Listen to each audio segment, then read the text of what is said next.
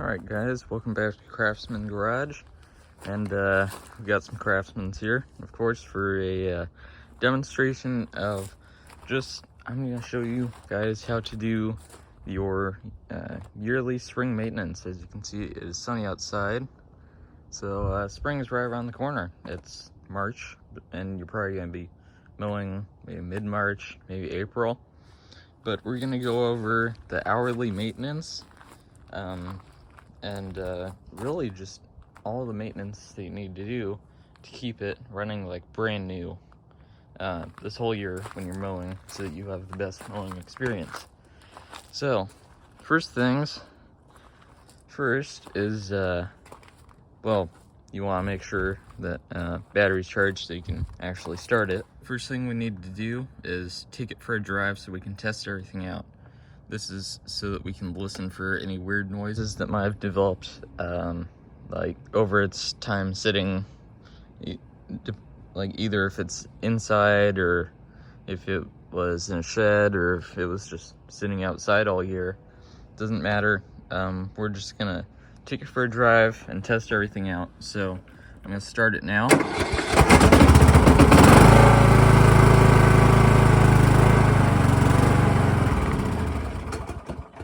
Okay, so definitely let it warm up before you're bringing it to low idle.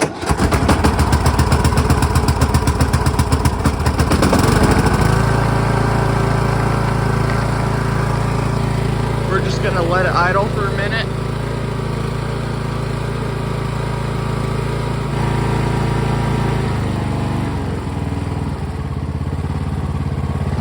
Okay, so as you can see, the engine itself runs pretty well.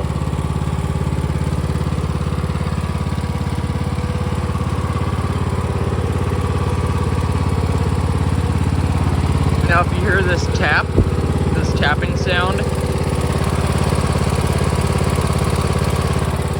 that could be your valve lifters. So you might want to adjust your valves. That isn't really routine maintenance. Sort of optional. You can do it whenever you want, but I don't hear any bad noises. So, and that tapping noise, it could be normal for your engine. It depends on the engine. So we're gonna take it for a drive. Now if you have a hydrostatic transmission, you want to make sure that it is at least midway throttle.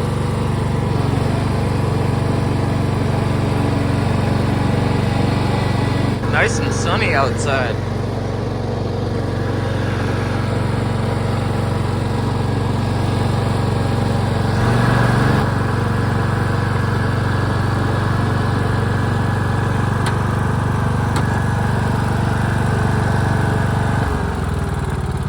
Okay, so the only thing that I noticed when I was driving it is some hydrostatic transmission noise, which is just like the slight whining that your transmission might make. If it's new, then a little bit is normal, but if it's old, then a lot is normal. So this one is whining quite a bit. So that's completely normal for these. If you have a gear transmission, where you can choose the gears and all that, then you can run it at whatever RPM you want. So, like the Craftsman down there, you can't see it, but that's a gear transmission, so you can run it at whatever RPM you want. So everything sounds good. So next, we're gonna see if this works. Not used to the unspring assisted. Yeah, so that works. We'll try engaging the deck. We'll have it at low RPM just to hear any noises.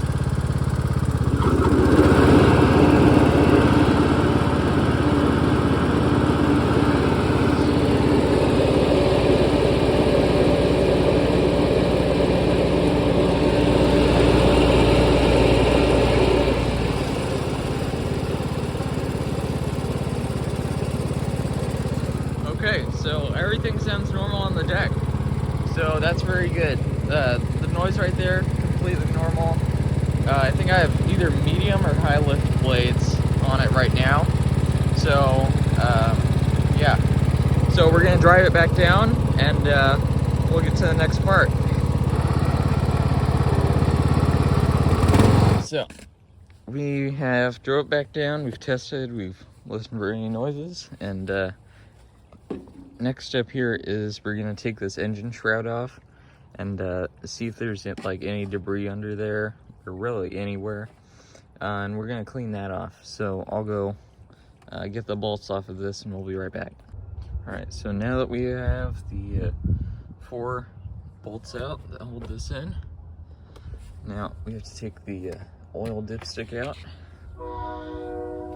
put in a clean, somewhat clean area, and then we can take this guy off.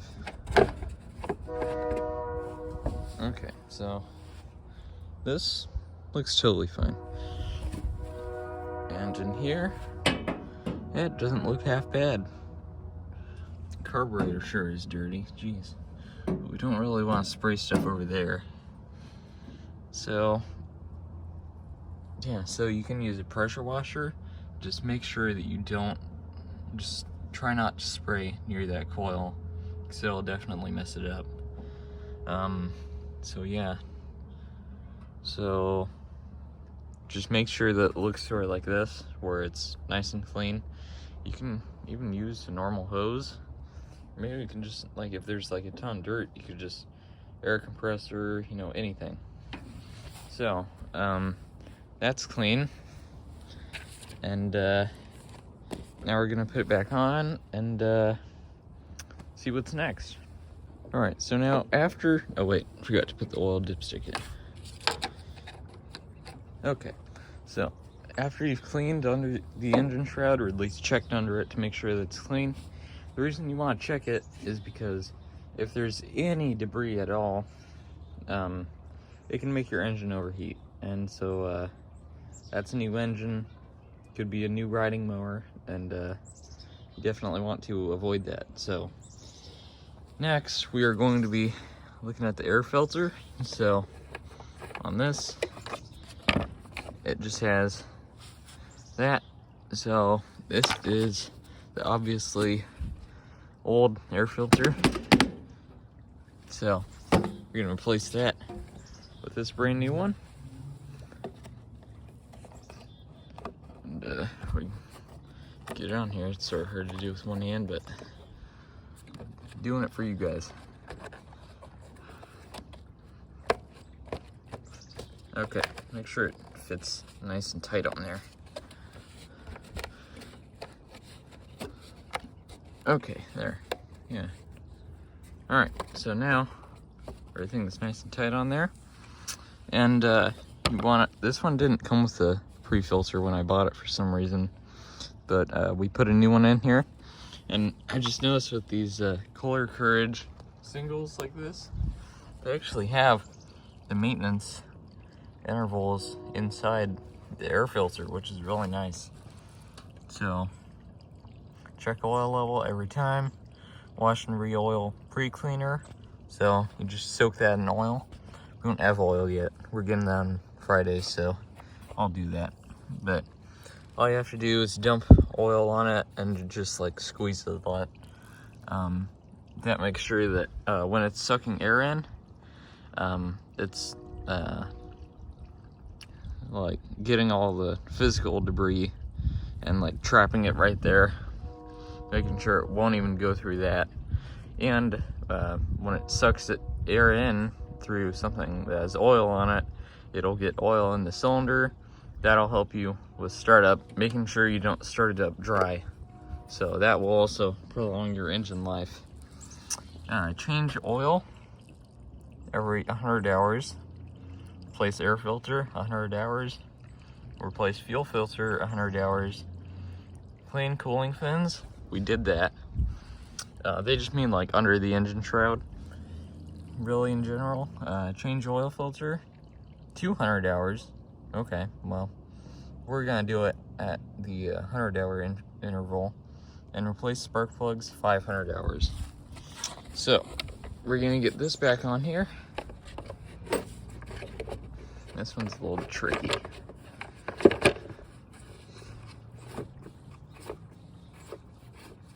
Oh, there we go. We got it.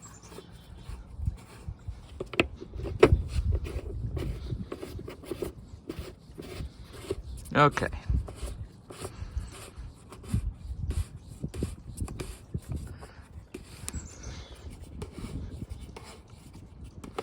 Alright, so now that we've changed the air filter, ideally you'd change the oil. We don't have oil yet, so that's the only reason why I'm not gonna do it. I promise I will do it like right as soon as I get the oil. But just to show you guys, this is the oil drain. Just take this cap off and pull this yellow part, then oil will start coming out. And you can pour it in through your dipstick there, pour your new oil in, and you want to make sure that cap's on before you, make sure that cap is on before you put your oil in, so it doesn't just leak out your new oil. So, and your oil filter's right there.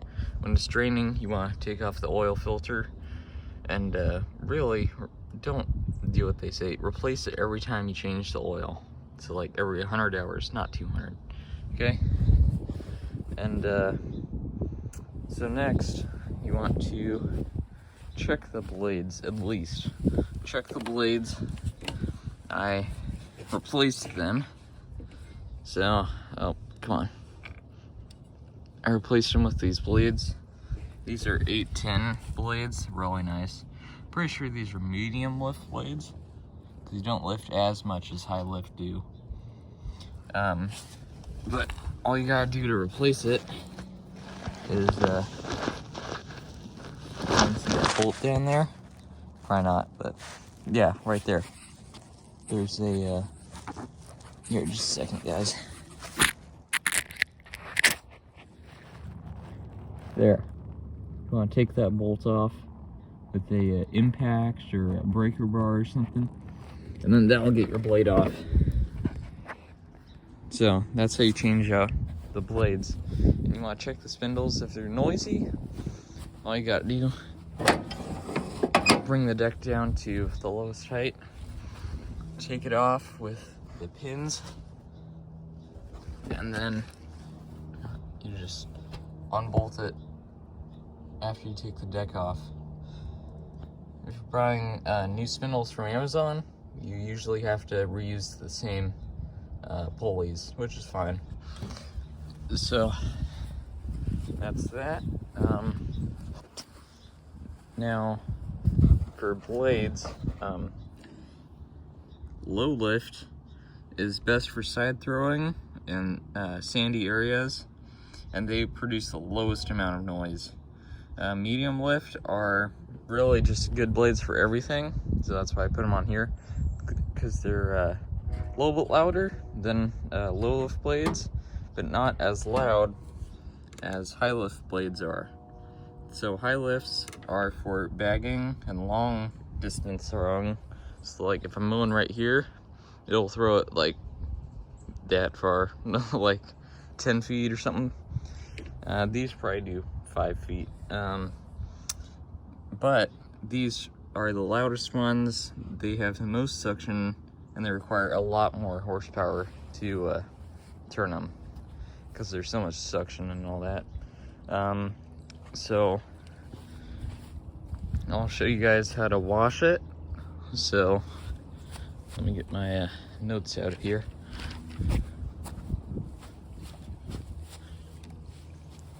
My drill.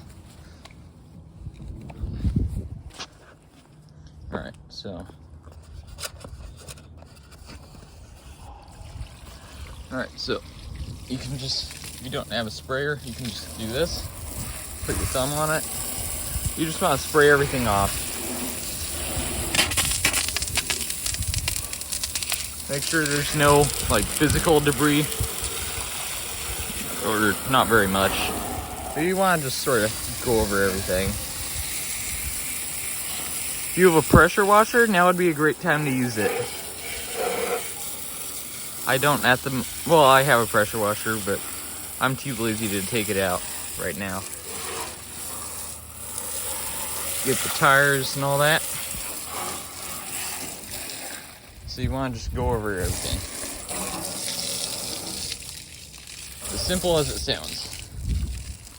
Basically, just give it a little car wash. Doesn't matter if your air filter's right there, because it's old anyway. Now, after you change the oil, make sure you clean off any spilled oil that's right there.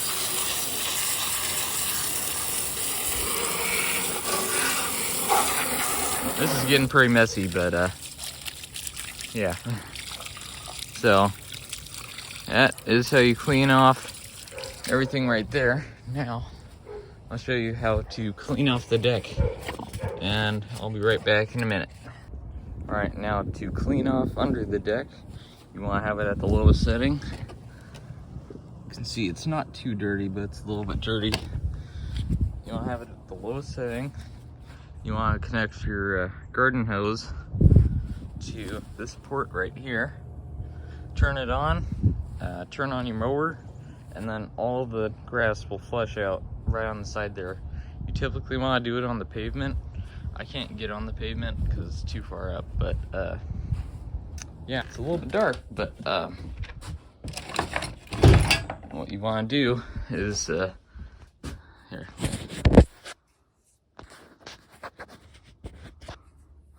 All right, so you want to get some of the ceramic coating. I don't have the mower over here, but what you're gonna do, you're gonna spray it on like that. This is right after you wash it. You can see that one's pretty clean. You want to take a clean microfiber cloth like this. These are the best. And then just put it on one side, then vigorously wipe it off. This is pretty loose, but and then not only is it shiny and nice and smooth, really, but you want to do that after, and then once it's sort of dry, then you just use the not wet side. Then after it's dry, then you just you can get to mowing, and then any debris that shows up anywhere, wow, that's nice. Any debris that shows up anywhere, you can just wipe it right off, and everything's basically dust now. So that is how to give your mower a full spring service, plus or minus a few little things, like if your engine makes a tap noise, like tap tap tap tap tap when it's running, you might need to adjust the valves. Typically it's nothing too serious, but yeah, so thanks for watching. Comment, like, and subscribe. I'll definitely be doing more of these videos, and I'll see you guys in the next one.